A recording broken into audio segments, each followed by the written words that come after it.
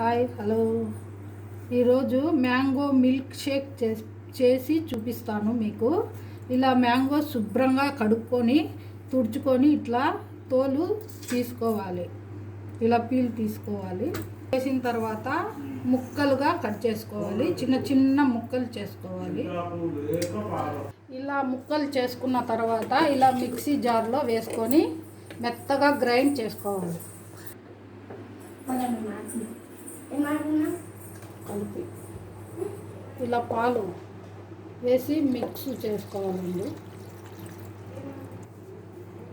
ఇలా పాలు మ్యాంగో ముక్కలు వేసుకున్న తర్వాత మీ ఇష్టము, మామూలుగా చక్కెర అయినా వేసుకోవచ్చు, లేకపోతే షుగర్ పొడి వేసుకుంటాను.